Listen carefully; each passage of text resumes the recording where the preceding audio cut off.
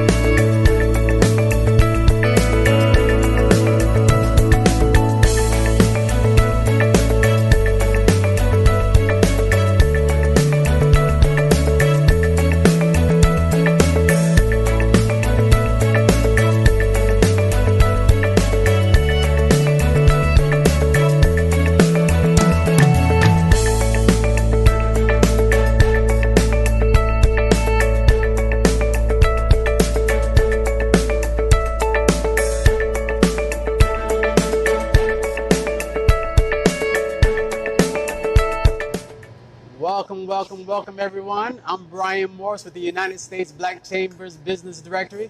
So we are excited today to be interviewing Mr. Rodney Green with Green Up Industries. So if you can begin inviting all of your friends, all of your family, all of your loved ones, make them aware that USBC Directory is online, and we'll be getting started here in a few minutes. So we are actually live on the set and live here, I would say, rather in Washington, D.C., at the Congressional Black Caucus. It is a very, very large event. And in the background, we have an NAACP event that's going on with Angela Rye. And so we're excited to be here. So go ahead and start inviting your friends, inviting your family, and we will be getting going in a moment. I have a few announcements that I will be issuing out here in a second. But go ahead and start inviting a few people, and we will be going in one moment. All right.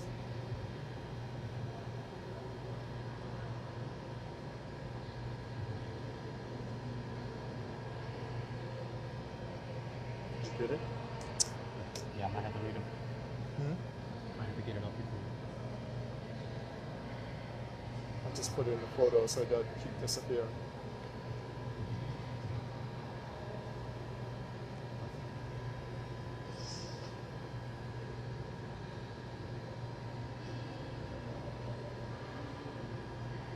It's a picture.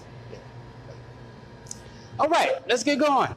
How's everybody? How is everyone? Listen, so go ahead and place in the comments where you are from. And so let me know if you are in D.C., if you are in L.A., if you are in New York, if you're in California, if you're in Florida, wherever you are, place down in the comments and let me know what part of the country you are tuning in from. So go ahead and place that down in the comments. Let us know where you're tuning in from. Again, this is the USBC Directory, the largest black business directory in the world, and we're the national voice of black business. And so we're excited to have you all to join us today. You know, part of this broadcast, the focus is to really highlight many black-owned businesses that you have never heard of. And many of our business owners and many in our community have never heard of either. And so we're bringing them to you every week. Our first week, of course, we had Industrial Bank right here in Washington, D.C., one of the only black banks in the D.C. area, which is great. And so excited we were definitely excited to have them on the first week. And then the second week, last week, we had Symphony Chips, black-owned potato chip company. And that, again, was out of Atlanta. So if you have not bought any chips yet, go ahead and start buying some chips. Again, their web address is symphonychips.com, symphonychips.com. And we're excited about what's going on. Now, if you are a business owner and you would love to be connected, you want to be connected to what's going on here with the United States Black Chambers, go to our web address, usblackchambers with an s.org, O-R-G, usblackchambers.org, and become a member today. You know, one of the things that we really do, this is why I'm bringing on Rodney Green up today. We really do what we can to work together with our members to bring you opportunities. As I tell everyone, I tell all of my members, my number one goal is to help you make money. Networking is great, getting new friends is great, but making money is better. How about that? So we want to do what we can to help you make some money, help you to grow. And I've had testimony after testimony about individuals around the country who we've connected together, and they're doing business together. You know, I have a couple up in Ohio, just connected them recently, and they've done some business together. And a young couple from LA to New York, connected them. They're doing some business together. And I do want to give a special shout out to IBJ Electric. I just spoke with him yesterday. I'm really excited. One day I will be bringing him on to the broadcast, and he's in the New Jersey area. And he just did a major deal with the company. And so once I bring him on, we'll be discussing that. So there are many, many great things that are happening here throughout the chamber, many great things that are taking place. And so we definitely would love to have you, if you're a member of the chamber, or love to have you, I would rather say, as a member of the chamber. And again, go onto our web address, usblackchambers.org, usblackchambers.org. And also, download our app. So, of course, we have the largest black business directory in the world. We list over 100,000 black-owned businesses in the world. So we would love to have you also to download the app. The mobile application name is USBC Directory. You can download that on Apple, or you can download it on Android as well. So USBC Directory, download it now. Go into your Play Store or to iTunes and download the app. Located black-owned business. You know, we have to circulate the dollar. We have to do what we can to help our black businesses grow, and that is up to us, as I say every week. So continue to share. Go ahead and share the broadcast. Share this broadcast. I am going to also be sharing it on my end as well. So share it with your friends, share it with your family, share it with everyone. Let them know that the United States Black Chamber's Business Director is on. And again, we are here live at the Congressional Black Caucus. This is the first day of the Congressional Black Caucus. We're here live, and in the background, you see the NAACP is having an event in which Angela Rye is actually hosting it as well. So that is really, really good. We're excited to have that on and going as well. Now, and if you have any questions, please feel free to place your questions down in the bottom. Place your comments down in the bottom and let us know where you're from. And also, if you're a business owner, place the name of your business down in the comments as well. That way, we could definitely take a look. We could shout you out and see exactly where you're coming from. So again, remember to share. Go ahead and start sharing this with your friends. Start sharing with your family. Start sharing with everyone that, again, the United States Black Chamber's Business Director is live. So, which is great. So I do want to give one announcement. And again, if you are in the Alabama, the New Orleans, like Mr. Rodney Greenup, New Orleans area, anywhere in the Gulf Coast area, we're working together and actually bringing certifications to many of the black businesses. You can become certified directly through the United States Black Chamber. So if you're looking to be certified, and if you're not a certified black business, send me an email first, and then I'm going to get it to the correct individuals. My email address is Brian, BRIAN, at USBlackChambers with an S.org. Again, Brian at USBlackChambers.org. So if you're looking for certification, if you're looking to be connected, and you're in the Gulf Coast region, again, we're talking about Louisiana, we're talking about Alabama, even some parts of Florida as well. If you're in the Panhandle, send me an email and inquire about the certification, and I will get you in contact with the right individuals. And we're pretty excited about that. So again, before we get going, remember to download the app USBC Directory. Download the app USBC Directory, and go ahead and start to invite your friends, invite your family, and make them aware that the United States Black Chambers is streaming, and we're live at the Congressional Black Caucus. Today is the first day. It will be going on today, Wednesday, until Sunday. Wednesday until Saturday night. Saturday night, they have a great event, which is called the Phoenix Awards, where they bring thousands of individuals coming from around the world. And it's a great event, which is an award show as well. So it's good. So if you all are ready, we're going to go ahead and get started, which is good. Remember to keep inviting everyone, inviting your friends, inviting your family, inviting everyone, and to this broadcast, which is great. So without further ado, I will be introducing the founder and the owner of Greenup Industries, and that's out of Louisiana. I love me some good gumbo in Louisiana, in New Orleans. I know I'm not saying it right, but there's no correct way to say it. No wrong way. Yeah, that's what I thought. Exactly, no wrong way to say it. So he's out of New Orleans, Louisiana, and we're excited because I had many members and many individuals from around the country that were interested in this broadcast, interested in getting to know this construction firm. So without further ado, Rodney Greenup of Greenup Industries. How are you doing today, Rodney? Good. Thank you for having us. Without a doubt, sir. Definitely great. Now, Love it. First CBC. First so I'm excited. CBC. I've been telling him about this CBC for a long time. Like, you and Neva, you guys got to come. Neva's his wife, so you all have got to come to CBC. It is my favorite conference of all time. Good so far? Good so far. He just got here. So it's good. So I have to let you all in on a little something. We are friends also. So of course we do business together, but we're definitely friends. And so you'll see some of that throughout the broadcast, which is great, which is excellent. Okay, again, remember to share. Share the broadcast. Share it in your groups. Share it on your personal page. Share it anywhere that you could possibly share it, which is great. So, Greenup Industries. Yes, sir. So tell everybody a little bit about yourself. Introduce yourself and your business. Rodney Greenup, owner and founder of Greenup Industries. We're an industrial maintenance and construction firm. We started in 2012. A client actually started this business. They said, hey, we have a need, and we want you to fill that need, and we did our best. Started with 2 people, and grew it to 150. We've downsized a little bit right now, but we're expanding our revenue and our client base throughout the Gulf region. So we have offices from Texas to Florida, and we do some work in California also. And so what were you doing before you got into this business? So before, I was working for the federal government. I was a senior project manager, just a regular guy going to work every day, putting in my 40 hours. And after Hurricane Katrina hit New Orleans, I saw an opportunity, and I took that opportunity.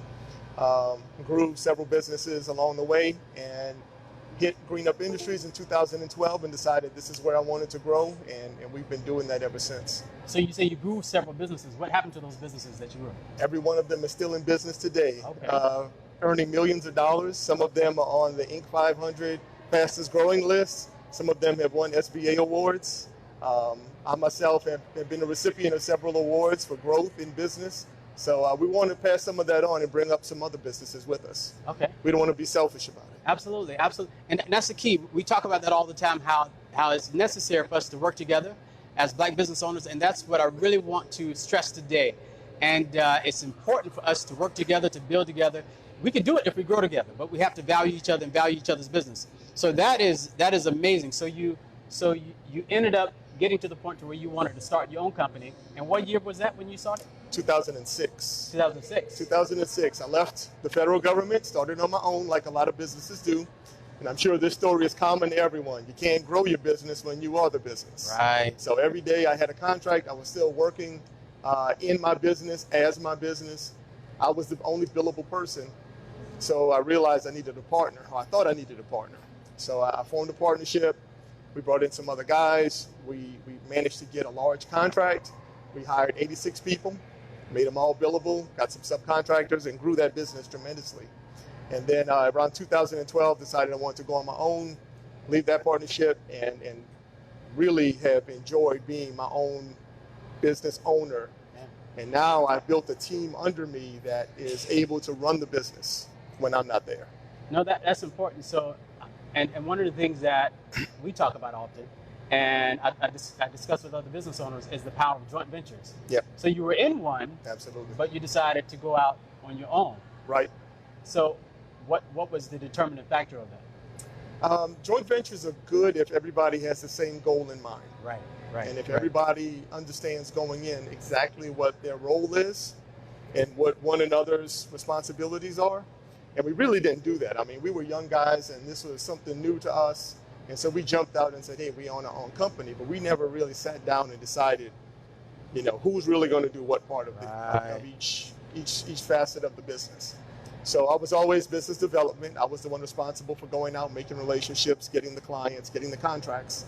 And that became a challenge for some of the guys in the group. Joint ventures are great, though. They are the stepping stone for small businesses to get to that next level. Another thing small businesses struggle with is most businesses that are mom and pops or Black businesses that I have met, they're experts at what they do. They do a great, great job. The problem is they never want to let go of that perfection and hand it to someone else. A lot of people call them their superstars. They're superstars. But you have to be, if you're going to grow, you have to be able to leverage other talent and other individuals. But they only know their talent, their gift, their abilities, and they haven't leveraged other individuals. Every great athlete needed a partner. No, needed someone else there to support. They needed that support group. So as businesses, we need that support group. So now explain joint ventures. Now, we're in business, so we know what a joint venture is. But for the layman, the regular everyday person, what is a joint venture? The best joint venture is a contractual relationship between two companies. One is small, one is large, hopefully. You don't want a joint venture really between two small companies because y'all aren't leveraging one another unless you do totally different things. So really the best joint venture is a small company with a large company. And you basically approach that large company for an opportunity and tell them, hey, this is what I'd like you guys to bring to the table, and this is what I'll bring to the table, and you're going to grow me to that next level. I'll never get to your level, but you're going to grow me to another level that I'm not at right now. So I know my audience, and our audience loves numbers. So, and if you're free with disclosing your numbers. Now you want my secrets. All right. No, the annual revenue of your company, that way they understand what size company you have. So when we first started Green Up Industries, I started with buyout money from my other venture. So I started a whole year of operations out of my own pocket with my money, not other people's money. So I didn't have a line of credit or credit cards, any of that stuff. And we did our first year with about $400,000 in revenue. Okay. Our second year, First year. That's pretty good first year. Yeah, it was only two of us. That's amazing. So by the second year, we got into the $2 to $3 million range. Okay. Now, wait, so what was that jump? Because now number one, I guess the first year I would say you already had experience, you already had relationships, and we're going to talk about relationships. Yeah. But so I guess, but what was the jump from 400,000? Well, how did you get to 400,000 first? The client. So I had the right client and the right contracts, and that client wanted to feed us work, and they wanted to test us out and see if we were capable. So the 400,000 was kind of their testing the waters. Yeah. The next year, we proved ourselves, so they sent us $2 million worth of work, almost 3. Wow. And how long did you know them, that client? Not even, by that time, 18 months. Okay. So It was a real new relationship. Wow. Very, very new. By the 3rd year of operation, we jumped from 2 million to about 8 million. okay. It's a huge jump. And then by our 4th 2 million year, to 8 million. So then we had to bring on other staff. I had to build a back office. I had to get HR. I had to get accounting. You were that one-man band. We were the one-man band for almost 18 months. And we were slowly bringing people in to do the work, but not until that 3rd year. Now the 4th year, it leveled a little bit, but we still jumped to about 12 million. Wow. So, And so that all was these a came fast, from fast these came from growth. contracts that you were bidding upon, or just really from relationships? Just relationships. Wow. And so I want to stop right there, because that is a common theme that we talked about on our first show with the industrial bank, how it's important for us to build relationships with the bank. And then we talk about it often as well, and I talk about it with other members of the chamber, how important it is for us to build relationships. The bidding is great, and we want to talk about the bidding, but the bidding is great. But what's even better is when someone can pick up the phone and say, "Hey, Rodney, I got a contract for you. Can you handle it?" That's it. So I have a need. Right. Do you have this? The typical answer is, yeah, I'll figure it out. Yeah. But the best answer is, I really don't know. Let me check, and I'll get back to you. Yeah. Yeah. That's the best answer. Because if it's not in your wheelhouse, if it's not something you actually can do and knock out the park, don't do it. Don't do it. See, but it's so ruin tempting. your reputation. It's so tempting. And I was talking to a business owner about that today, because sometimes we just want to shop. And I was talking to a business owner. She's on about $200,000 in business. Mm-hmm. She's in the IT space, Mm-hmm. and she was talking to a major corporate partner, and they were saying, well, what is your capacity? How much can you really take on? Mm-hmm. And she told them, because we don't want to bankrupt your company. That's right. And a lot of times we just want a shot. So that's a good partner. Right. Whoever told her that is the right partner. Yeah. Keep them on your team. Yeah. So I had a similar conversation with my bonding agent just this week. We went after that ballooned into 25 million. Yeah. And I already had a bond that I'm about to post for another job that I expect to win. So that combination made them not uncomfortable, but they said, hey, let's not do this now. There are more like that coming. Let's just wait on that. And I took their advice. I mean, they have everyone lined up in my favor. So when I need it, it's there. But this one time, it was better for us to pass amazing. on it. So I want to say hello to a few people that have joined. I want to say hello to Brian O's. He's a new member. He just joined at our conference, the United States Black Chambers Conference here in Gaylord, at the Gaylord National Resort in Oxford Hill, Maryland. So welcome, Brian. He's the founder of the Black Speakers Network. So great to have you on. Jeremiah Wilson, thank you for joining us. And Jeremiah, I'll be reaching out to you, so we would love to see how we can do business together with you. Y'all please share the broadcast. Hello to Tori. Hello to Jasmine. Hello to Mary Woods. You all please share the broadcast, make everyone aware that we're online. And so this is great. So we're discussing, we're here with Rodney Greenup, the founder and the CEO of Greenup Industries. And we're talking about how do you grow your business? How do you scale your business? And he has a construction firm, so we're going to really get into the details. And you discussed, so your first year, initially he was doing a joint venture, and he decided to go out on his own. And so you say the first year you did about 400,000.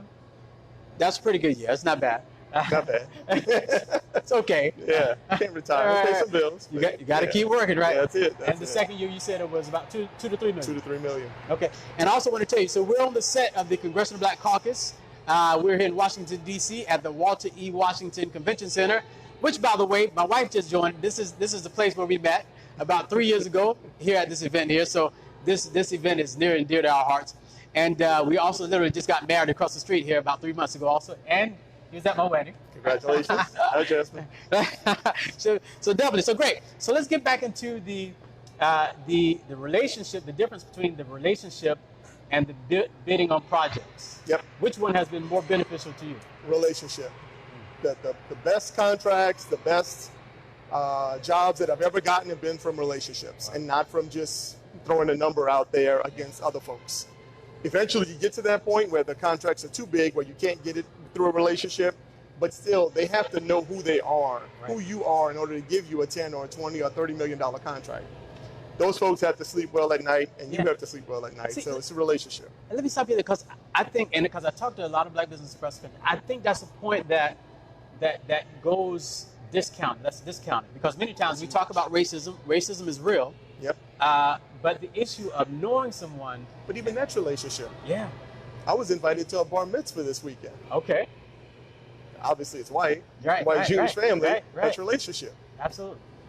And that's how business is done. Business is done that way. Business is done by real relationship. So So you will get free accounting and attorney advice and services if you have the right relationship. yeah. You don't always have to pay for your services Yeah. if you have the right relationship. And that's why the saying goes, your network is your net worth. That's true. So it's important to be able to come to events like this, Congressional Black Caucus. And so what type of events did you go to? How did you meet a lot of these relationships that you gathered? Believe it or not, the Shell relationship was from church. Okay. Go to church on Go to Sunday. church on Some of you need to go Sunday. tonight. That's right. And don't go with business on your mind. Right. Go for the reason that you're supposed And don't go to be looking for a there. wife too. Go praise the No, Lord. that's right. Go for the Lord. So I had a relationship with a guy in church and his family, and did not know he worked for Shell. And just through mutual relationships and friendships over the years, Yeah. we came to talking about work. And he said, hey, I was in a meeting and they're looking for somebody like you. And he made the introduction, and I went to dinner. We still didn't talk business until dessert came. By the time dessert came, they were comfortable with me. And they said, this seems like the right thing for you. Why don't you give this a shot and see what it looks like? And it took 6 months for us to really start that wheel to turning. And about 6 months into it, I said, look, this isn't really working. Let's go to lunch.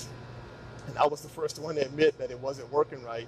And together at that lunch, we worked it out and made them feel much better and much more confident. And that's how the second year became so much better for us. Wow. It's because I didn't keep faking it. Yeah. I was faking it till I made it, but that wasn't working. I saw the opportunity was huge. This Yeah. is literally a $100 million a year opportunity Yeah. that we're in.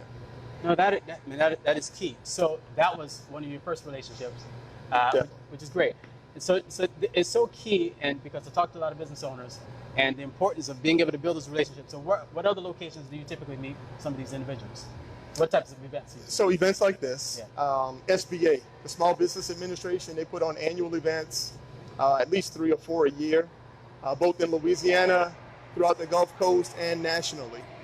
There's one at the Gaylord in Texas. I think it's in Dallas, Okay. Fort Worth area. That's a good event. A lot of business events, other Black Chamber events. Locally, Louisiana Economic Development, they have a very good resource where they're trying to grow small businesses and incubate us, help us with business development. So those resources are available. But ask around. You have to get out. I have a good friend. He's a business owner. He hates going to these types of events. He's very good at what he does, but he doesn't like going to these events. And we talk about it all the time. And he admits that. Yeah. He doesn't like getting out. But you have to. Or you have to. But let me ask you this question: is it okay to hire someone to get out if he's not comfortable with it? 60-40. Okay. 60% of the work can be somebody that you hire. Okay. But at the end of the day, before that contract is signed and before the real money comes, they want to know the owner. I want to know the owner. They want to see the owner. No, that is key. So this is good. So now, when you're dealing with RFPs and bidding on projects, Yes. RFP stands for Request for Proposals, and so explain that process of gaining a contract through RFPs and how tenuous it is, how difficult it can be, Yep. and that process for your business. So a good win ratio for RFPs is 30%, meaning if you bid on 10 different projects on an RFP and you win 3 of them, you're doing really well. Great. And that's even the big firms. Yeah. You know, big construction, big services firms, if they win 30% of their bids, they're doing well. So you're going to lose. I'm letting you know that going in. Read the You lose document. a lot of them. Read the document. You have to read the document. A lot of the reasons that you lose is because you didn't read the document. Wow. That said, hey, it's limited by the number of pages, or you have to provide a certain form in the document. I myself almost lost a $6 million job because we didn't read all the documents before they got submitted. It got passed and passed, and I signed it, and we submitted it, and it wasn't all there. So we want to be careful and read the document. Make sure you read what you're supposed to submit. The last thing is if you keep losing and don't get any closer to winning, get some help. There are a lot of folks out there that can help you write RFPs. I don't recommend you go straight to that because that's money out of pocket. It's expensive. It's expensive, and like I said, you could lose 70% of what you're bidding on, and the whole time that person is taking money from you. So try it yourself. But if you don't win, if you don't get any closer to winning, bring in some help. No, that is amazing. So you've given us a few successes, but give us a few more successes, what you qualify as successes for your business, and where do you see yourself going in the future also? So we focused, in 2012, Green Up Industries was focused strictly on the industrial sector. Over the last 2 years, we've diversified into the municipal area. We've diversified our industrial clients. We've gotten into telecom, AT&T, thanks to you and your relationships. Wait, say that again. So because he's a member of the United States Black Chambers relationship, and it's part of his network, we introduced him to AT&T. I remember that day. I was in North Carolina. That's right. And we did it all by phone. All by phone. Right. He actually became a member. He was on the way to the airport, and he became a member over the phone. You remember that too, Neva? That's right. That's right. And but we stayed in contact. We engaged each other. He engaged me. I engaged him. And so I was in North Carolina, and I told him about this event and connected him. And he called me back and said, "Man, you're the real deal." I said, "Well, I try to be. I try to be." That's it. But we're really serious about growing our businesses, which is key. That's right. BP, another relationship through you, industrial client. And then we focused last year. We decided, hey, this industrial seems to be steady. We're getting some municipal work. Let's go after some federal work. As you said, the Gulf Coast region from Texas to Florida has been hit by hurricanes for the last 4 years. There's literally billions of dollars available in the federal space.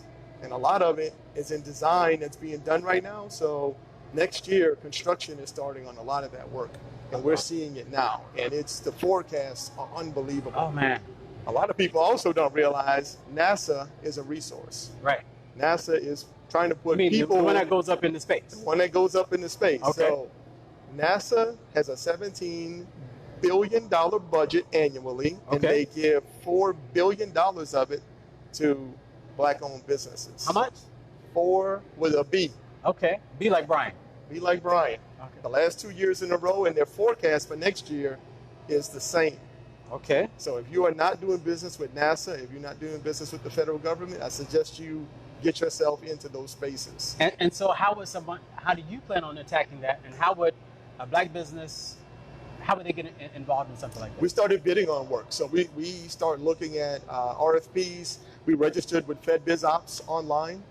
Okay. It's fbo.gov. You have to register in their system, SAM, S-A-M, and I don't know what SAM stands for, but it's their system for registering a vendor. Right. So you have to put all your information in there, your insurance, your DUNS number, your tax ID, all that stuff. But the opportunities there are every day, and it's everything. The government buys paper, they buy services, they buy janitorial services, they buy tree limb cutting. The government buys everything. Document shredding. Everything. Everything. Anything you do, the government buys potato chips. Yeah, potato. The government buys everything, even medical supplies. Yeah. They buy medical supplies for the military folks that deploy, IT services. It's universal, and every day there's an opportunity. But you have to familiarize yourself. So I started this process in December of last year. It took us almost a whole year to get ourselves positioned to bid on work, and now we're bidding on federal opportunities. So, and that was one of the questions I wanted to ask you. So would you say the federal space is easier for Black-owned business, or the corporate space is easier for Black-owned business?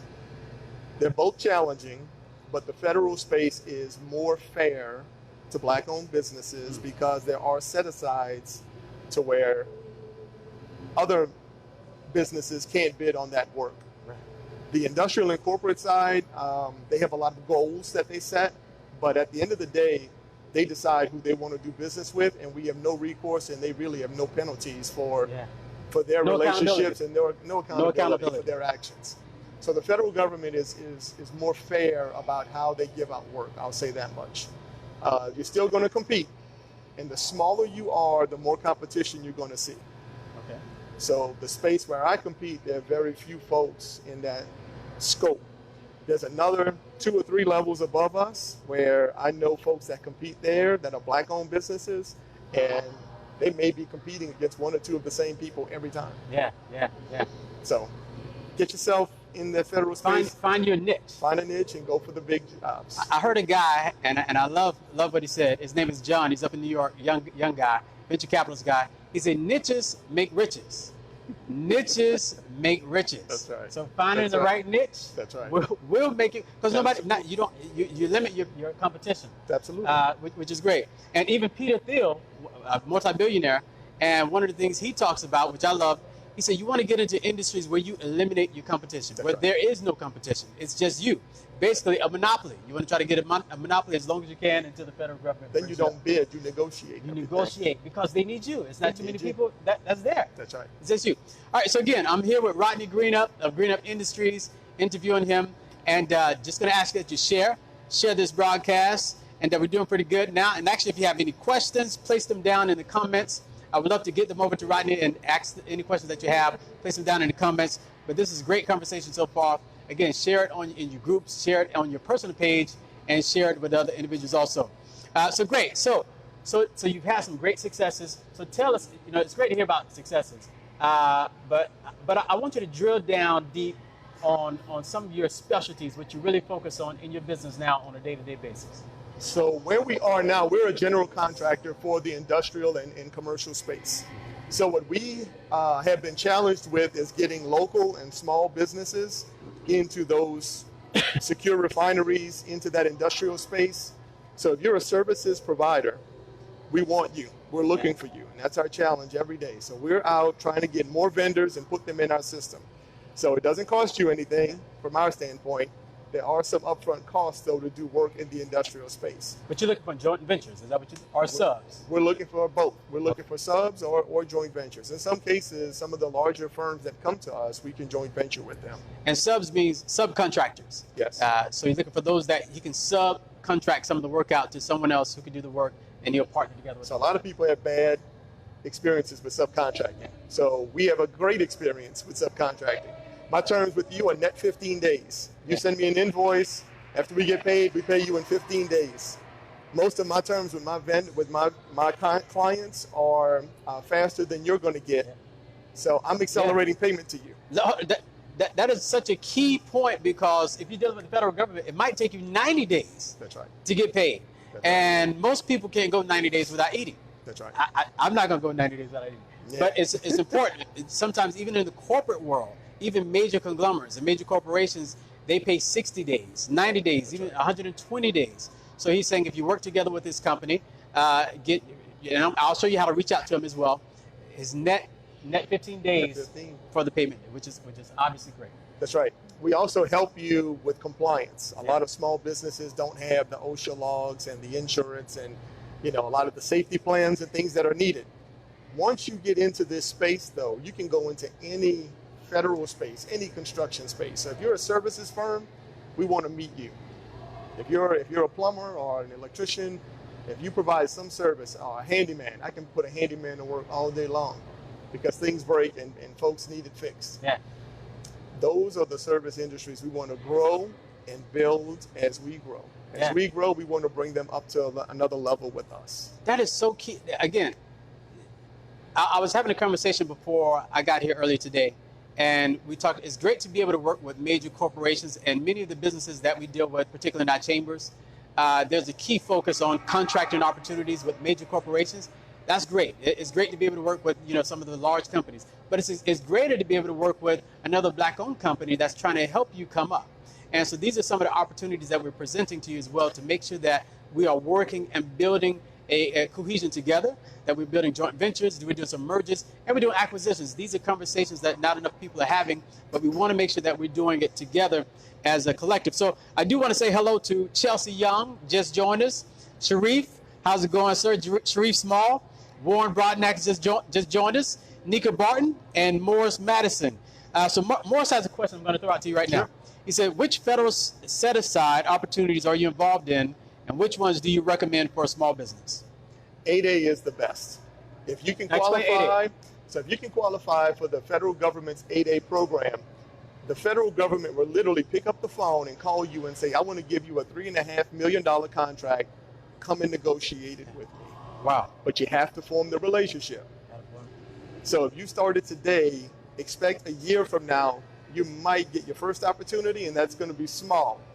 So if I meet someone today in the federal space, and they don't give me a contract in the first 3 months, it's not because they're racist. No. Okay. Not at all. Sometimes it could be. Sometimes, but yeah, we can fix that too. Right. But it takes time. It takes time. It really does. It takes time. And look, when you meet that person, their machine's already running. They already have relationships that they're feeding already. But the good thing about the 8A program is folks graduate from it. Right. So they're always looking for a new crop of 8As to come in behind the ones that are leaving the program. Another one that they're always struggling in is Hub Zone, HUB. It's historically underutilized business zone. The current requirement is 35% of your employees have to also live in a hub zone. So not only does your office, but your employees have to live there. The idea is you're employing folks from a depressed area in your company, which is in a depressed area. The hub zones change. They're based on census data. So every couple of years when the census changes, you know, when the census does their audit. Every 10 years. Every 10 years. So the hub zones take about 2 years to catch up to the new census tracts. That's a key point. Hold that thought. So is it important for us to fill out our census when it comes? Absolutely. And this is, again, as I mentioned on some of the other broadcasts, economics controls politics, and politics control economics. So every 10 years we get a census, and they want to know who's in the house, you know, our income, and just different questions they ask. And many times in the black community, we don't answer those questions. That's right. And so you're saying, as a successful business owner, absolutely, it's important for us to answer them. Why? Yes, because it affects the contract opportunities with the federal government and what you can bid on. Hub Zone. Another one that's huge, which is a challenge for black-owned businesses, is the woman-owned business set-aside. Because obviously, black-owned women own a lot of businesses, but guess who's getting most of those opportunities? Not ours. Right. Not us. So it's incumbent upon us to encourage and support and grow our women-owned So black other businesses. ethnicities are getting them, and not the black women. Absolutely. They're women. That's all it requires is a woman. So whether you're Hispanic or white or anything but black, you get the opportunities. And some of them are getting businesses that their dads and grandfathers established. So they're not walking in fresh from zero. They're walking in to a 10 or $100 million business that's already been, that has a resume. But they also know them too. They know them too. They know the family name. They know the family. They know the name. So they get the same banking and same legal and same accounting relationships. So it's all on a platter for them. So getting out, again, stressing relationships, getting out, going to events like this. Again, we're on the set of the Congressional Black Caucus. Getting out and going to events, meeting decision makers, and letting them see your face. See, because we're in the age of social media. We're on social media right now. We're on Facebook Live. So it's great to be able to do social media and market and network throughout social media.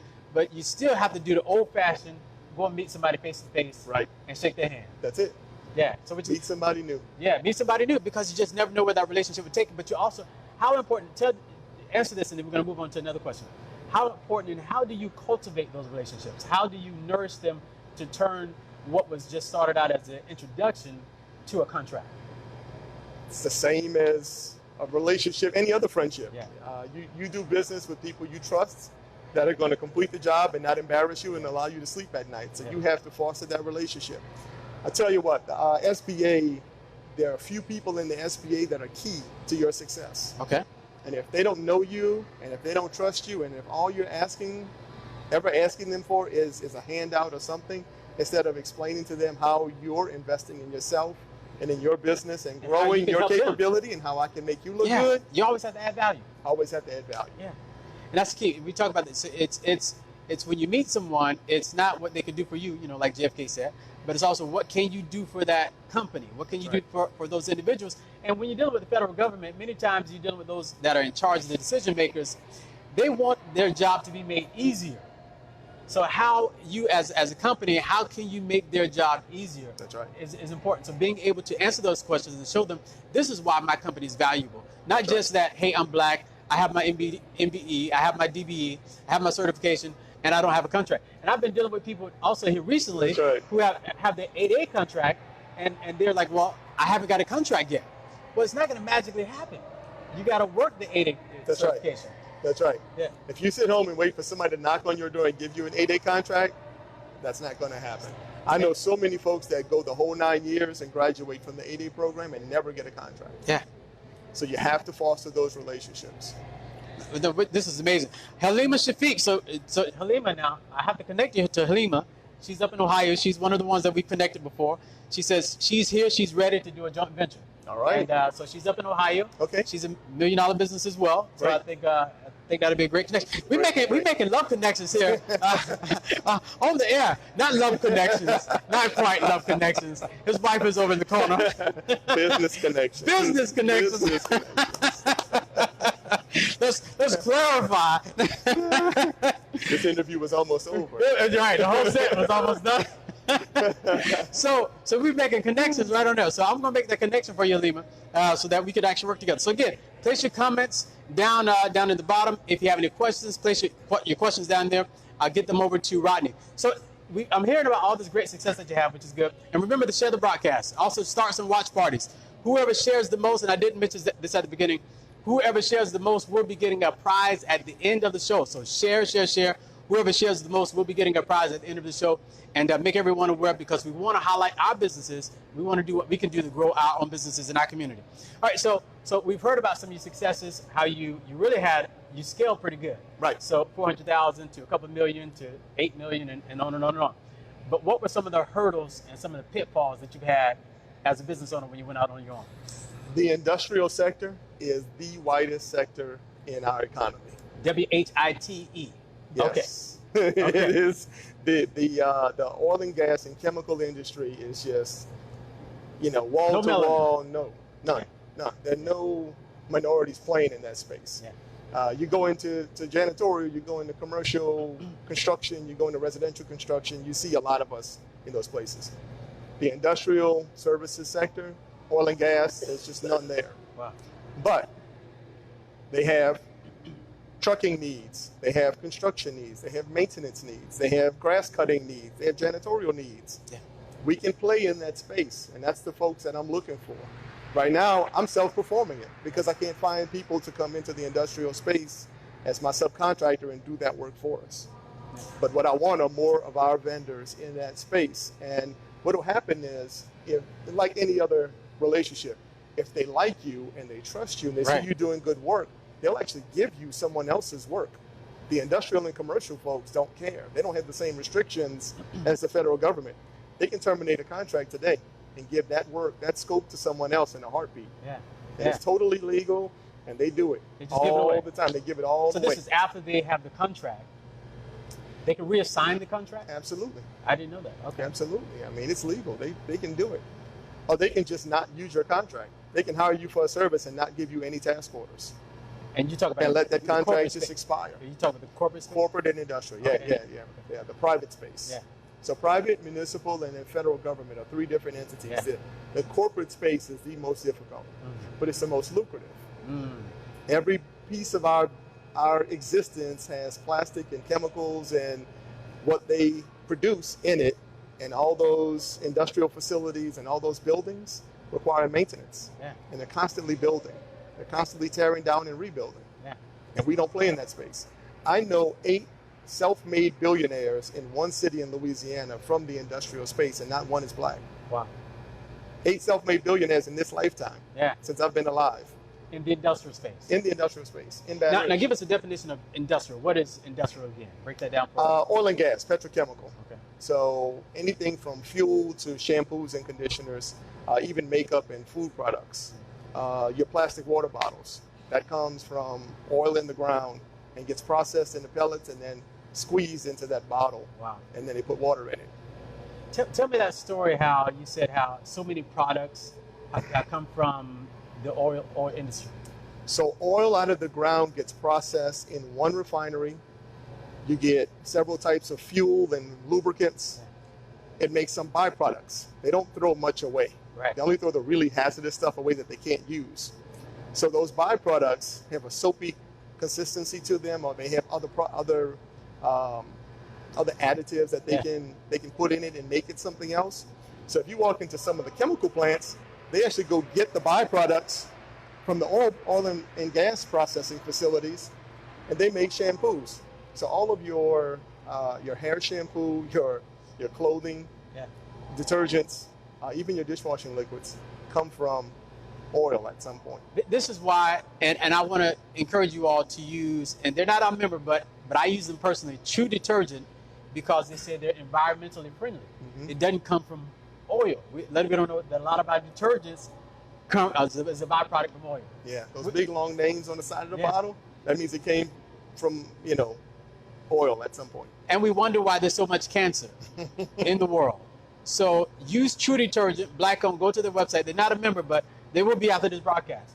But no, they're environmentally friendly, and they don't use the same things that some of the other companies use, because those things are not good for us. It's not good for us. So this is great. So remember, share the broadcast, and so I really wanted to hit on to this point here, because I'm talking to a lot of business owners in the construction arena, and they're looking for opportunities. And I brought you some opportunities here on the broadcast. So I want you all to place down in the comments. Shoot me an email, brian@usblackchambers.org, BRIAN@USBLACKCHAMBERS.org. Shoot me an email. I'll get you in contact with Rodney. I will also give you his contact information at the end. But it's important for you to be able to take advantage of opportunities when they come to you. He's telling you he wants to grow his business to be 100 million, 500 million, a $1 billion business. And he sees the way to do that is working together with other black-owned businesses and other businesses and doing joint ventures as well. Which is key. So in the beginning, one hurdle for many of our businesses is access to capital. Yes. So, a lot of our businesses cannot grow because they don't have the money. They got great ideas, to your point, and they're superstars and they can do the work, but they don't have the capital to hire 80 people or 60 people. So how did you get access to capital, and how do you suggest some of our business owners get access to capital? All right, so this is the challenge. This is what we're here for. So most businesses start husband and wife, working together, and they grow that business into something that's a nice salary for them. Yeah. If you want to get to that next level, you have to have financial documents. You have to have a profit and loss and a balance sheet. The best thing that I did for myself was put myself on a salary. Wow. About 3 years into it, I put myself on a salary, and that way I was able to predict a lot better my overhead and what my profit was going to be. After about 5 years, we were growing so fast and bringing on so many people that that capital became a real issue. Then my bank closed. My bank went out of business. Okay. So my loans got transferred to another bank, and they wouldn't give me the same access to capital that this bank gave me. So then we really had to buckle down and just look at cash flow. We lived off of the float. We lived off the cash flow, and had to get ourselves back into a financial situation, a financial position where we had cut all the fat out of the business. We got our expenses as low as they possibly could, and kept on growing that revenue base. And so we're basically self-funded. I mean, we're self-financed. Wow. We don't have a lot of credit. But that's the biggest challenge for most small businesses. So now, there's a lot of access to capital. Now? Well, I'll tell you what the real challenge now is: bonding. Okay. That's another capital issue. Same thing. I get underwriting involved, so they have to look at my credit score, my profit and loss statement, my assets, if I can put up any collateral, what's the biggest job I've done in the past, how big is this job, when is it going to complete. So you have to do all of this planning. There's a lot of questions. People don't just give you money, and they don't just give you bonding. But if you don't have access to capital and you don't have access to bonding, you will never get to the next level. Yeah. You will never become a 20 or 50 or $100 million business. Yeah, gotta have it. Gotta have both. Insurance is easy. It's the bonding and the capital piece that's hard. See, but you mentioned that you got some previous loans before the bank closed. Correct. So how was that process for you? Because I'm hearing horror stories around the nation from some business owners. Was it as simple as I had good financials, and I had great revenue. So I went from 400,000 to 8 million, and we had money in the bank, and we were showing a huge profit margin. So it was easy to get capital when you have the books and you have the audited financials, and right. you can show that you're growing and developing it. How long did you have a relationship with that bank? Actually, that bank was a family relationship. Okay. That went back to my grandfather. Relationships. So it's relationships. So yeah, access to capital. But there's a lot of folks out there with capital right now. There's even equity investors that'll give you capital. What you have to do is best for your business. At the end of the day, if you're charging someone 10 or 20% in markup on your services, and you're paying a bank 8 to 12%, you're only making 8% profit. That's gross profit. So after your overhead and all your other expenses, what are you really taking home? 2%? Yeah. See, because a lot of our businesses are working hard, but not really making that profit. Right. This is why I think the bank's making that profit off of your money, off of you borrowing that money. Exactly. Banks are in business to make interest. That's right. I said that on our first episode. That's right. That's how they make money. And but it's key. It's so key. This is why the United States Black Chambers exists. And if you're not a member, we would love to have you as a member. Again, going to usblackchambers.org. And because we would love to work together with you, because one of the things that I discussed to some of the business owners, so one reason why it's important for you to join organizations like ours is because we help you to keep from spending money that you probably should not spend. That's a good point. That's a good point. And so because a lot of times when people get into business, when they start business, they spend money left and right. Well, yeah, I need this, I need that. But it's important, as you being a member, one of the first things that I would do and that we do as an organization is to begin connecting you to businesses like Green Up Industries so that you can work together, build a relationship with them, and learn what they've done to grow so that you can begin to apply that to your business. Again, we don't have to reinvent the wheel. No. We can learn from each other, we can work together. So again, if you're in construction, I want to talk about infrastructure next. So if you're in construction, reach out to us, reach out to me, Brian at usblackchambers.org, and I'm going to give Rodney's information at the end of the broadcast. Just stay tuned. And also share the broadcast. Whoever shares the most, we'll be giving you a prize here. So infrastructure bill is huge. So it has not passed yet, but I've been hearing a lot of talk. Of course, we're here in Washington, D.C., and we've been hearing a lot of talk about this upcoming infrastructure bill. Yep. How would that change a business like yours, and how would that change some of the construction companies around the country? When it passes, I intend to pursue some of that work. Yeah. So infrastructure, roads and bridges and canals and waterways require a business to be at a certain level. They're not going to allow you to work on a bridge because it has to last for 150 years and people's lives are at stake. So if you're interested in that sector, in that business, start doing your research now. Start doing your homework. The Departments of Transportation and Development, every one of them across the nation has goals. They don't have set-asides like the federal government, but they have goals on every contract that goes out the door for disadvantaged and minority-owned businesses. So talk to those folks, find out what's required, get yourself lined up in your state, start in your state, and those opportunities are there. But infrastructure in this country is definitely needed. Yeah, we have bridges that are falling. Yeah. We have, and that's coming. The grid is going to have to be replaced. That's right. And even some of our water system. And what's really huge, and the good thing is I see a lot of companies around the country, and I see a lot of their revenue. I see some of the largest companies are those of our companies that are in the IT space. Yep. So if you are in IT, now is a great time to join with us as we can help join together with you, because cybersecurity is huge. That's a huge issue. A lot of our companies and the country itself is concerned. Obviously, we saw what happened with the election with Russia and some of the other. We do the same thing with other countries, by the way. Right. But it's a problem when other countries do it to us.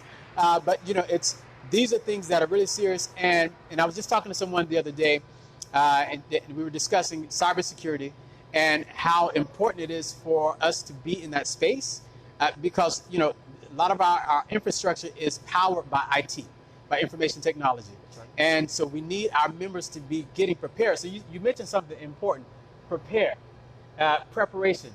How much preparation do you do on an ongoing basis for a contract and for something that you're trying to go after? 6 to 12 months is minimum. Wow. If I can't forecast it, and that's been the challenge on the corporate and industrial side, they don't do a good job of giving you forecasts. Municipal and federal contracts, they give you a forecast. They know this year and next year what they're going to spend and where they anticipate spending it. But you have to start 6 to 12 months. So on the corporate and industrial side, where I get a lot of my information, is going to lunch with these guys. Going to lunch. I have to take them to lunch and breakfast, get a coffee, and let them just talk. That's such a key point. Let them talk. So you take them to lunch. I have to. Yeah. And let them talk. People love to eat. You know, Oprah said food is a great equalizer. It is. And so it's a great way to kind of level the playing field. So if there's someone that you want to build a relationship with, take them out to eat. That's it. That's it. You have to grab them somehow and get that fence down and listen to them. Yeah. Listen more than you talk, and don't just probe. Don't just probe, because then that puts them on the defensive and keeps them defensive. Yeah. But talk to them and listen, and they will tell you about upcoming projects, and then you can do more research on those specific projects. Sometimes they have to go for a permit, and they file the permit. And if you track permits, sometimes you'll know about upcoming projects on the corporate and industrial side also. Okay. So there are ways that you can research, but we research constantly. Wow. We keep a file. We're looking at over 30 opportunities right now. Okay. I have a spreadsheet, and that's what we look at. We track it. I was at an event here in Maryland, probably about a year ago, and there's a company, black-owned company that's doing about $1 billion in business, and they discussed how they fill out 50,000 RPs. So they bid on 50,000 projects, but what's their win rate?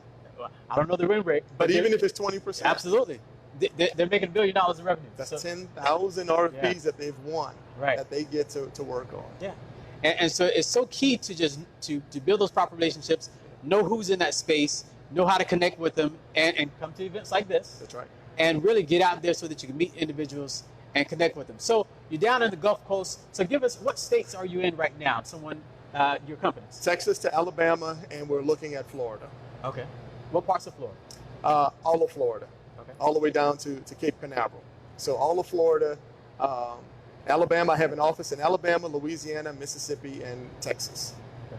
And so you're looking to expand those areas? We want to stay in the Gulf region and go up the Mississippi River right now. That's kind of our focus. Geographically, that's where we want to stay. There's enough money, honestly, for us to play in that space and hit all of our immediate goals. And then who knows after that? No, we have a 5-year plan. So give us some call to actions for those that are watching. How can they get in contact with you? And what would you want people to take away from this conversation today? Go to my website. It's www.greenupind.com. And green up is just like it sounds. It's green and up, the opposite of down. IND as in dog.com. And on that website, they'll have a space where you can reach out to us through email, or you can register to do business with us. And we'll look forward to doing business with you guys. We have a vendor portal that is going to be launched in the next several weeks. Explain that. Yeah, explain that. So we built a database of 2,500 qualified vendors that work under us as subcontractors. So as I said, we're a general contractor. We subcontract 2,500 vendors to do multiple services. And we decided it was a good idea for us to make a portal where we can accept more vendors. We'd love 100,000 vendors in our system. Okay. So I want more black-owned businesses in my system first, more local businesses second, and then we'll go for everyone else. But those are our 2 focus areas. So we built a portal. It's totally free. I suggest you go and get in it. One day next year, we anticipate starting to charge for that service. Yeah. So now is the time to get in it. Now it's free. Now it's free. For a limited time only. For a limited time only. Get in our system. It's very easy to understand. It walks you through the steps to become a vendor with Green Up Industries. It's dummy proof. And once you become a vendor, then we can offer you opportunities to bid on work that we're being offered. So we don't do all the work ourselves. We bring others to the table. So this particular job I was telling you about that went from 10 million to 25 million. Yeah. We were only going to perform about 20 to 25% of the work. The rest was being subcontracted out to other folks. Okay. So we really want other vendors and other relationships. So that's so key. So you're dealing with a business that's able to get contracts. And I talk to a lot of business owners around the country who are having issues winning bids. So you're saying your success rate is about 30%? Yes. On winning bids? That's huge. So partner, and it's so key for us to partner together and work together. Again, you don't have to try to take it all. You don't have to be an all-star, do it all on your own. Let's work together. Let's work together. Let's see how we can help you and how you can help us. So before we go, I would love for you to discuss. Now, you've been with a member now about a year and a half. Yes. And so discuss your relationship with the chamber. So this is the plug? This is where I get to plug I'm in? just, you know, it got to be me, but you can.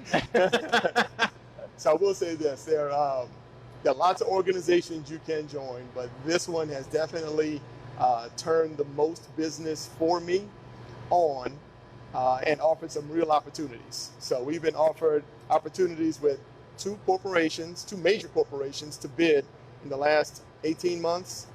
We met with them at your event at the Gaylord a few weeks ago, and conference. That relationship just keeps on growing. So I'm confident that we're going to get a contract. Yeah. Most of my contracts take between 12 and 36 months to execute. I'm a vendor with these folks in 6 months. Yeah. Yeah. So that's the benefit of this organization. The contract opportunities are going to come. Yeah. It's just a matter of the right one and us being in the right place. So that's so key, because we mentioned it earlier. Yeah, there's some opportunities that come along, but you want to take the right opportunity, because the wrong opportunity will tarnish your reputation. Yeah. And then that's it. Yeah, then you can't get anything else in the future. It's difficult for you to get anything, but being able to say no and walk away. So, and you know, I watch him as a business owner, but having patience and taking your time, looking at the right contract and taking the right opportunity is particularly important. So, which is good. Now, any final thoughts you want to leave with the audience, and tell them about yourself, about your business, anything at all? I appreciate being here. I appreciate the relationship, and I'm looking forward to the CBC. I hope it's good. Yeah, no, Congressional Black. Listen, this is my favorite conference, without a doubt. And so I did want to piggyback on one of the points you just made. At a conference here about 3 weeks ago at the Gaylord National Resort, we did a matchmaking session with some of our larger companies. And we connected them with companies like AARP, T-Mobile, and we did AT&T, Caesars Palace, and a few other companies as well, because we understand that business is done by relationships. Yes, bidding is important, but large business is done by relationships. So we did some matchmaking opportunities with our businesses, and we've connected them to them. And now we're going to be watching that to see exactly what type of contracts come away from that. So hopefully a lot of that comes from that also, so, which is good. So I'll tell you what, well, let me build on that. One comment I got from one of the matchmakers was that they appreciated me not sitting down and telling them, what do you have for me? What you got? I sat down and explained what we could do. She also appreciated me telling her what I didn't want, what I couldn't do. She knows that I was offered some opportunities. I told her why I didn't take those opportunities, why I turned them down, and she really appreciated that honesty. So now she knows exactly what space I'm in.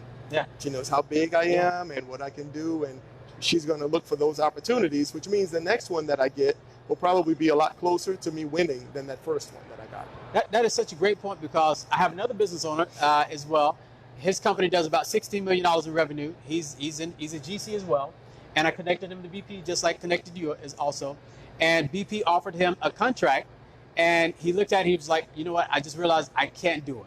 He doesn't have the capacity. So he would rather, to this point, not take the contract versus trying to take on the contract and knowing that you just can't do it and failing at it. That's right. Which could be even worse. That's right, because then they won't come back.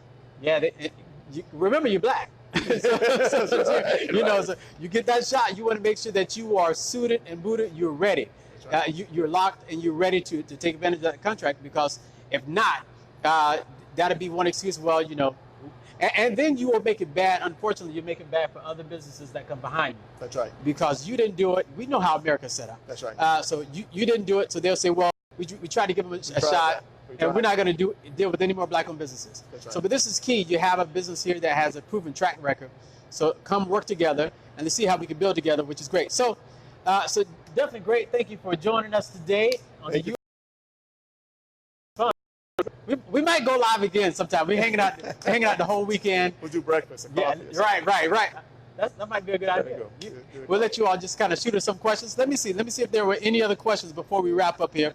If you do have any other questions, but I did want to give a comment. One gentleman said, he actually said he's nice to know about the census, because a lot of people don't know how the census affects our business. Yeah. So one individual here actually said, thank you for that. Curtis Porter said, I play exclusively in the industrial space. He said, you're right that there are no black businesses in that space. So tell them we need to partner up. We need to get together. Curtis, send me an email, brian@usblackchambers.org, BRIAN @USBlack, BLACK, chambers with an S.org, and I'm going to make the connection for the both of you. So let's see here. So Lynette, if you have a question, go ahead and throw it out there. I see you said is his advice only for today's topic. If you got a question, throw it out there. Let's see what we can do really quickly before we close. And I'm just looking through the comments here. And yeah, Morris Madison said, how does a small business, okay, that's a good question because that's a basic question. How does a small business apply for 8A certification? You have to go online. The whole application is online. Go to the SBA website, Small Business Administration website, and they'll walk you through the 8A process. It is a very lengthy online process, and I'll tell you this, I've done it 3 times. Once for my first company, once for my sister, and again. Every time, they're going to come back with at least 2 to 3 rounds of questions. Yeah. And it might be the same question asked in a different way. Yeah. So just be careful how you're answering questions. Be honest and transparent. It is the federal government. This stuff is, that can put you in jail. Yeah. So tell the truth. Make sure your financials are absolutely tell the truth, right? factual. Yeah. No fraud. No stories. Be honest. Yeah. And if that 8A process could take 9 months in some cases. It's supposed to only take 3, but it could take 9 months. But once you get it, the next 9 years could be life-changing for you and your business. Yeah, I've seen businesses just skyrocket on the 8A program because it's a fast track. It's a fast track to business. Now, what's the benefit of the 8A? Why? No bid contracts. No bid. That's the biggest. That's the biggest one. The second biggest is set-aside contracts. So the federal government will set aside. There's $1 billion contract right now set aside for 8A businesses. It's in the IT space. Wow. $1 billion with a B. Do you know how powerful it is to be able to go out the contract that you don't have to bid on? That's right. That's right. That's right. That bidding. It weeds out a lot of individuals, and the reason why the 8A process is so long is because they also want to see how serious you are as a business owner. That's right. They're weeding out those that aren't serious. That's why they put it there. So if you're serious, you're going to do whatever it takes. If it takes you 3 months, 6 months, or 12 months, you're going to get it done. Yeah. You have to be in business for 2 years, have some basic revenue, financials, that kind of thing. But the application's all online, which is much easier than it used to be. Yeah. So look at that SBA website. Let me mention this, and because this is so important. Russell Douglas, one of our members, said it took him a year. It took him a year to do his 8A program. Yeah. So welcome again to Natasha, Nichelle, Shirley Courtney, how are you? Janae Whitner Jeffries, how are you doing? Bobby Washington from back in, is that Bobby Washington from Altamont Springs? So the guy that took a year, has he gotten any contracts yet? Russell, have you got any contracts yet? Put that down in the comments. If you got any contracts as of yet with the 8A. I mean, I've heard just great success stories with the 8A. I mean, companies just skyrocket. But it's also important not just to get the 8A, because one of our members here, who was on the board, and he does about $50 million in revenue, and he's in the IT space. And I'll just throw his name, Antoine Ford. Antoine says it's important, and this company is called Enlighten. It's important to be able to do the 8A program, but it's also important to know how to get out of it. Yeah, to diversify. Absolutely. How to position yourself when you're getting ready to graduate. Because, again, it only lasts for 8 years. Right. So being able to position yourself as you're exiting the program to make sure that you don't drop in business. That's right. And that your business continues. Did you deal with that on some of your other companies? No. Well, the other companies, one of them just left the 8A program, and the other one was put on hold. Okay. For various personal reasons. Yeah. So, but a lot of small businesses I know that have been in the 8A program, that happens. Yeah. As soon as they exit, the business tanks. Severe drop off. You got preparation, patience, preparation, relationships, all the virtues that we don't want to pay attention to. That's right. All of that stuff makes sense, and that's what it takes in this business world. Have patience, being persistent, going after it, forecasting, making sure that you're ready for the twists and the turns, knowing when to pivot, knowing what direction to go in. So Russell said he has not gotten the contract yet. Russell, give me what industry that you're in again. I forgot what industry you're in. Tell me what industry you're in. This is the advice I have for Russell. Yeah. Don't waste those 9 years. In fact, don't waste the first 4. Absolutely. Because you want to position yourself to get the big contract. Yeah. The best 8As figure it out early enough. They build their capacity. And about year 7 or 8, they go after the big contracts that last 8, 9 years. Yeah. The MATOCs, the MACs, the IDIQs. So even though you're out of the 8A program, you still have that revenue and that opportunity to get federal contracts while you're now pursuing other opportunities, other areas. That's huge. And let me tell you It's a something. soft landing for you. It's a soft, because you don't want to crash. No, You don't. because they will stop. They will stop. So 8 years can be great. It can be prosperous. But, I always tell some things to my family. So you have to prepare for when things are not as good. Because you can't keep living every day as if things won't change. Things could change. Yeah, well, you can try to do that. You can try to do that. No, and so I want to let everyone in on something. Here just this week, I got an email from one of our members here at the chamber. And we work closely with some of the representatives and senators here on the Capitol. And, there is a lot of interest around the 8A program. And there are some forces out there that want to get rid of the 8A program. And so we've been advocating. This is why we're in D.C. We've been advocating, making sure that black businesses can maintain and keep that certification. And so what we just did this week is we got about 10, I sent out an email to individuals on our email list, to our members, and I got about 10 of our businesses, and we got your information, those who some have graduated, or those who are currently going through the 8A program now, so that we can discuss some of your challenges, some of the things that you've been dealing with, some of the great parts about the 8A program, so that we can give that over to our elected officials. See, this is one reason why the organization exists, and I want to definitely say thank you to Ron Busby for everything that he does with the U.S. Black Chambers, because we really speak up for black businesses. And Ron is black to the core, so he believes in black people, he believes in black businesses, and he's fighting for black businesses on an everyday basis. And but it's important to have a seat at the table, because if you're not at the table, old saying, you're on the menu. So if you don't have a seat at the table, you're on the menu. But the good thing is we have a seat at the table, and so now we're getting those businesses, connecting them to some of our members of Congress, and making them aware of what we think about the 8A program, what can be changed, some of the good parts about it, and what we don't want them to touch at all, which is key.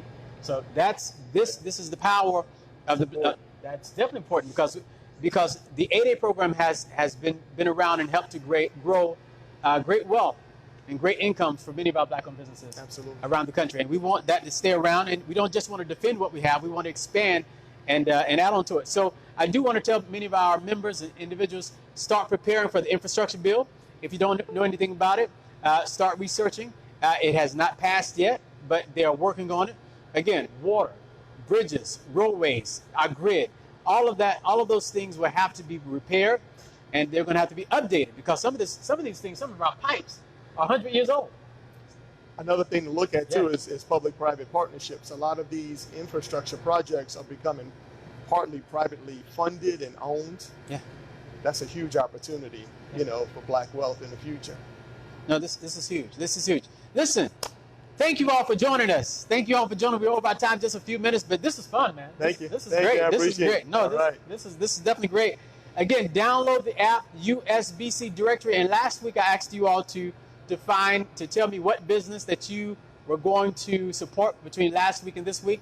If you supported a black-owned business that you have never supported from last week to this week, place that down in the comments and let me know. And I'm going to challenge each and every one of you to reach out to me, reach out to Rodney. Again, his web address. Give your web address one more time. www.greenupind.com. Yeah. And green up is green like the color, up the opposite of down, IND as in dog.com. Green like cash. So green that's like cash. That green too. So definitely go ahead and support a black-owned business. Reach out to me, reach out to Rodney, and download the app, USBC directory, and locate a black-owned business around the country somewhere that you can support. We must support each other, and we have to team together. We have to work together. And by the way, Halima from Ohio, she says she's here. All right. So Halima, we're gonna go out to eat when you get here. So we're on the second floor. Yeah. All right. shoot us a text and let me know what time you're gonna get here, so we could all get together. And any of our other members, I do know that a few of our members are coming in town for this as well. So shoot me a text, shoot me an email, let me know when you get here. I know I got some members from Texas that were supposed to be coming. So shoot me a text or shoot me an email, let me know where you are so that we can get together. We'll be here the entire time doing what we can to network. This is where the relationships are born. I must say I met Ron Busby from going to conferences like this. So your next business relationship could be here. Your next business relationship could be at another conference. So you really have to get out there so that you can meet other individuals. They know who you are and start to build relationships with them as well. So again, if you're in the Gulf Coast area, I want to give that announcement again. If you're in the Gulf Coast area, we are doing some certifications for Black-owned businesses in the Gulf Coast area. And so if you are interested in those certifications that we're doing as a chamber, shoot me an email again at Brian, B-R-I-A-N, at usblackchambers.org. Or you can just shoot me a message here on Facebook, leave it down in the comments, or send me a message on the USBC Directory Mobile App Facebook page, and we'll check it there. Then also, again, I will be giving out the winner. We'll be placing it down in the comments. Whoever shared the most, thank you all for sharing. We had a pretty good audience here. Thank you so much for sharing the broadcast. Thank you for being a part. Next week, I have some good things coming up next week. And let me tell you who I have already confirmed. So for the 25th, September 25th, and GovFlex, this gentleman, he grew a platform and he grew a company to where he had $100 million in revenue, and he eventually sold his company. And now he's parlayed that some of those earnings into another company called GovFlex. And that is a platform where they help individuals to do business with the federal government. Right. And so we are serious. I cannot stress enough. I'm only serious about you making money and growing, and you actually growing as being a part of the United States Black Chamber. So that's really important for me. So we have them confirmed. So again, that would be 2 weeks from today. GovFlex, that would be September 25th at 7 p.m. Eastern Standard Time. He and his team will be there, and we will be discussing how do you go after these government contracts, how you can leverage this platform to team up with other individuals, just like we're discussing here. And then also his platform actually helps you to write RFPs as well. And so I will be making you aware of that also. So which is good. So this is good. So listen, any questions, any ideas, any suggestions that you have, we don't have it all figured out, but we're doing what we can to help to grow our businesses, help to connect our businesses, and make sure that there are opportunities for our businesses to do business together, and also to do business with the federal government and do business also with corporations as well. So again, download the app, USBC Directory, become a member. Remember, again, the website is www.usblackchambers.org. Again, usblackchambers.org.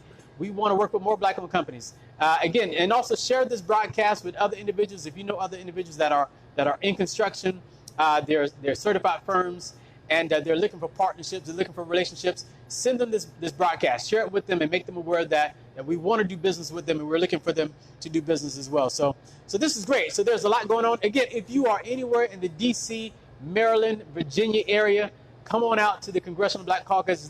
It's a lot of business, and it's nothing but parties at night. Well, let's go. Oh, man. Listen, get you some sleep, because from sun up to sundown. But it's a lot of fun.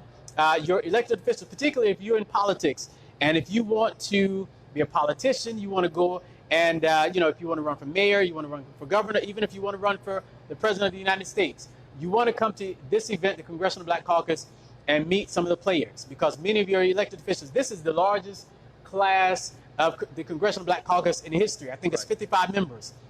And so this is a perfect time to actually meet them in person, to talk with them, to share your information with them.